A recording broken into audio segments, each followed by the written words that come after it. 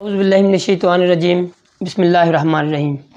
کروڑوں بار درود نبی کریم صلی اللہ تعالیٰ علیہ وسلم کی ذات اقدس پر۔ ناظرین السلام علیکم۔ ناظرین، دو چیزیں میں پہلے بتا دوں تاکہ آپ کو جو میں بات کرنے لگا ہوں اس کی سمجھ آ کہ میں کیا کہنے لگا ہوں۔ نمبر ایک تو یہ بات ہے، کیونکہ میں میڈیکل کی زیادہ تر ویڈیوز کرتا ہوں، لوگ مجھے اسی حوالے سے جانتے ہیں، مگر کبھی کبھی میں حالات حاضرہ پہ بھی بات کر دیتا ہوں، موٹیویشنل بھی میں کرتا ہوں۔ دوسری بات یہ ہے کہ جو میں بات کرنے لگا ہوں حقیقتاً کہ میں بھی وہ بندہ ہوں، پاکستانی شہری ہوں، جو ایک عام آدمی ہوں، اور مجھ پر بھی مہنگائی کے اتنے ہی اثرات ہیں جتنا کہ عام آدمی محسوس کرتا ہے۔ میں بھی ایک مزدور کی اولاد ہوں اور ایک مزدوری کرنے والا بندہ ہوں، مگر بات اس وقت نظریے کی ہے، لہٰذا ہم اس پہ ضرور میں بات کرنا چاہوں گا جو موجودہ سیاسی حالات چل رہے ہیں اس کو مد نظر رکھ کے۔ ناظرین، آپ ذرا غور کریں، میرے کریم آقا حضرت محمد مصطفیٰ صلی اللہ تعالیٰ علیہ وسلم کی ذات اقدس جب مدینہ ہجرت کی تو اس کے پیچھے کیا محرکات تھے، ان کا مقصد کیا تھا؟ مدینہ کی ریاست میں جو جنگیں لڑی گئیں ان کا مقصد کیا تھا؟ شہداء کربلا نے جو قربانی دی ان کا نظریہ، اس کے محرکات، اور حضرت امام حسین رضی اللہ تعالیٰ عنہ کا جو ویژن تھا، جو سوچ تھی، وہ کیا تھی؟ ابھی تک اسلام میں کوئی ایسے لیڈر، کوئی ایسے رہنما، ہمارے اسلاف میں کوئی ایسی مجھے مثال نہیں ملتی جہاں کبھی ہم نے کمپرومائز کیا ہو، کمپرومائزنگ ایٹیٹیوڈ اپنایا ہو۔ ہمیشہ ہمارے اسلاف نے، ہماری تاریخ جو ہے وہ بھری پڑی ہے بہادری کی داستانوں سے، کبھی کمپرومائزنگ ایٹیٹیوڈ نہیں رہا۔ جب کبھی ہمارے مسلمانوں کو زوال ہوا، شکست ہوئی، اس کی وجہ آپ تاریخ میں تلاش کریں گے تو صرف ایک ہی ملے گی، وہ ہوگی غداری۔ جب ہمارے اندر کے لوگ باہر سے جا ملے۔ لہٰذا آج کی جو یہ ویڈیو ہے اس کو آپ سمجھنے کی کوشش کیجئے گا کہ اگر ہمارے اسلام کی بنیاد، ریاست مدینہ کی جو بنیاد نظریے کی بنیاد پہ تھی تو ریاست پاکستان کی بنیاد بھی نظریے پر تھی، جس کو ہم نظریہ پاکستان کہتے ہیں۔ نظریہ پاکستان ایکچولی بہت سارے لوگ ہیں اس کے متعلق جانتے نہیں ہیں، لہٰذا اس کو ہر آدمی، ہر اسٹوڈنٹ یہ لازمی پڑھے، پھر آپ کو اس بات کی سمجھ آئے گی۔ نظریہ میں آپ کو ویسے بتا دیتا ہوں، مگر آپ نے اس کو تفصیل سے پڑھنا ہے کہ نظریہ یہ تھا کہ ہم ہندوستان میں جب ایک ایسی زندگی بسر کر رہے تھے جس میں زیادہ تر ہماری اپنی مرضی شامل نہیں تھی، دوسروں کی مرضی شامل ہوتی تھی۔ پہلے تو ہم انگریز کے غلام تھے، اس کے بعد ہندوستان کے غلام ہو گئے، حالانکہ یہ جو بر صغیر تھا یہ تو مسلمانوں کا تھا، ہماری جاگیر تھی، ہماری سلطنت عثمانیہ بہت زیادہ پھیلی ہوئی تھی، مگر ہوا کیا کہ ہمیں قربانی دینا پڑی صرف اور صرف جو ہمارے اندر میر جعفر اور میر صادق پیدا ہوئے تھے۔ تو جب ہمارا مقصد یہ تھا کہ ہم اسلامی اصولوں کے مطابق زندگی بسر کریں ریاست پاکستان میں، ہمیں تو ہندوستان میں بھی روٹی کی کمی نہیں تھی، وہاں بھی روٹی ملتی تھی، بلکہ ہندوستان کی معیشت ہم سے زیادہ مضبوط ہے۔ کیا ہم یہ سوچیں کہ ہمیں ادھر ہی رہنا چاہیے تھا تاکہ ہمیں سکون کی روٹی تو ملتی رہتی؟ لہٰذا پاکستان کا مقصد یہ نہیں تھا کہ سکون کی روٹی کھائیں، ہمیں ہماری معیشت مضبوط ہو، یہ تو اللہ تعالیٰ کا نظام ہے۔ اگر ہمارے اندر یہ میر جعفر اور میر صادق نہ ہو تو ہماری معیشت تو بہت مضبوط ہے۔ ہم کمپرومائزنگ لائف کی طرف کیوں جا رہے ہیں؟ لوگ قربانیاں دیتے ہیں، ہماری قربانیوں کی مثال ہے۔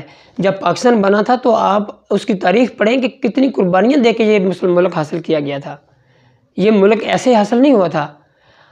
خدا کی قسم جب کبھی آپ پڑھیں گے، سوچیں گے تو آپ حیران ہو جائیں گے اور کانپ جائیں گے، آپ کے جو رونگٹے کھڑے ہو جائیں گے۔ یہ کوئی ایسی بات نہیں ہے کہ جس کو آپ آسانی سے ہضم کر سکیں، لہٰذا آپ تاریخ پڑھیے گا، آپ نے تاریخ کا مطالعہ کرنا ہے۔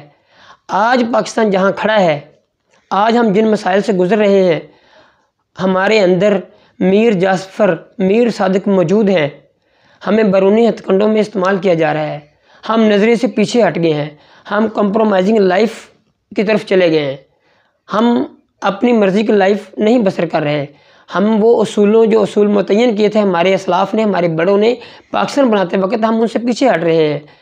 اور کیا آپ سمجھتے ہیں کہ جس کی بنیاد پاکستان کی لا الہ الا اللہ پر رکھی گئی ہو، اس پہ زرداری جیسا ٹولہ حکمران ہو؟ آپ سوچ سکتے ہیں؟ ہمارے ملک کو تو جو ہمارے نظریے کو پروموٹ کرے، جو ہمیں اس بات کو طرف قائل کرے۔ اب بڑی عجیب بات ہے کہ جو عمران خان پہ یہودی ایجنٹ اور انگریزوں کا غلام ہونے کا جو الزام لگایا جاتا تھا، وہ بندہ کہتا ہے کہ نہیں جی ہم انگریز کی غلامی سے نجات چاہتے ہیں۔ اور جنہوں نے یہ بات کرنی تھی، فضل الرحمان صاحب ہو گئے، میاں برادران ہو گیا، یا دوسری دیگر پارٹیاں ہو گئیں، ان کو تو چاہیے تھا کہ وہ یہ باتیں کرتے جو عمران خان کر رہا ہے۔ ریاست مدینہ کی تو ان کو بات کرنی چاہیے تھی، جبکہ ریاست مدینہ کی بات وہ کرتا بھی عمران خان ہے، اور پھر اس کے پیچھے پڑے ہوئے۔ تو میرے خیال میں اس ملک میں جو اس وقت جماعتیں ہیں جو میں بات کرنا چاہ رہا ہوں، وہ تقریباً 4-5 ہیں۔ سب سے پہلے TLP ہے، سب سے پہلے نمبر پر، جس نے پاکستان کے نظریے کو پروموٹ کیا ان بنیادوں پر جو ہمارے اسلامی افکار کے مطابق ہیں، جو ریاست مدینہ کے متعین کیے اصول ہیں، جس کی نبی پاک صلی اللہ علیہ وسلم نے بنیاد رکھی تھی۔ اور اس کے بعد PTI ہے عمران خان کی۔ PTI اور عمران خان ایک نام ہے۔ عمران خان کو PTI میں سے مائنس کر دیں تو PTI نتھنگ۔ عمران خان بھی ان اصولوں کی طرف جاتا ہے، کہتا ہے کہ آپ انگریزوں کی غلامی چھوڑیں اور اسلامی اصولوں کو اپنا کر اس ویژن کے مطابق زندگی بسر کریں جس کے لیے یہ پاکستان حاصل کیا گیا تھا۔ تو تیسرے نمبر پہ مسلم لیگ کاف ہے، جو کہ میں سمجھتا ہوں کہ کافی حد تک ختم النبیین کے حوالے سے، ختم نبوت کے حوالے سے ان کا ایمان زیادہ مضبوط ہے۔ چوتھے نمبر پہ PMLN ہے، 5ویں نمبر پہ PPP ہے، اور چھٹے نمبر پہ سارا کوڑ کباڑا جو بھی آپ ان کو کہہ سکتے ہیں، جن کی کوئی حیثیت نہیں، مگر آج کل حیثیت اس لیے ہے کہ ان کی قیمت لگی ہوئی ہے۔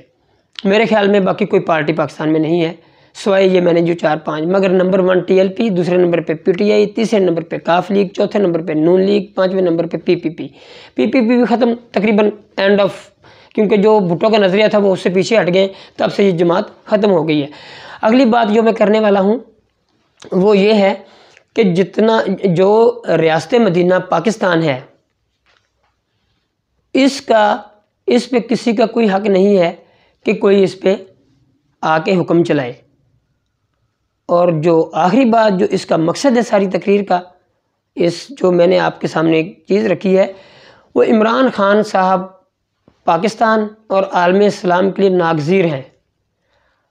اللہ تعالیٰ بہتر کرنے والا کہ ہمارے ملک میں اب کیا ہوتا ہے، کیا حالات ہوتے ہیں، عمران خان صاحب کی حکومت رہتی نہیں رہتی، مگر عمران خان صاحب اپوزیشن میں ہوں یا حکومت میں ہوں، وہ عالم اسلام اور پاکستان میں ناگزیر ہیں، کیونکہ جس ایجنڈے کے لیے لایا جا رہا ہے لوگوں کو، جس مقصد کے تحت دوسروں کو مسلط کرنے کی کوشش کی جا رہی ہے ہم پر، عمران خان وہ ایجنڈا پورا نہیں ہونے دے گا۔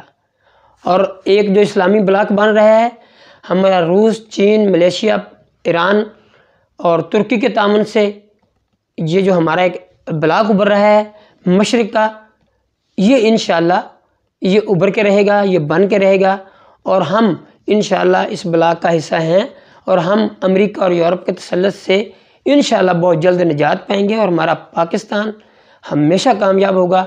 اور عمران خان انٹرنیشنل، یورپ، امریکہ اور ہماری کسی طرح کی بھی جتنے بھی طاقتیں ہیں ان کے لیے آسان آدمی نہیں ہے، اور انشاءاللہ پاکستان، اسلام اور عمران خان اور TLP سب کو انشاءاللہ اللہ تعالیٰ کی مہربانی سے فتح ہوگی، اور باقی جتنے غدار ہیں شکست کھائیں گے۔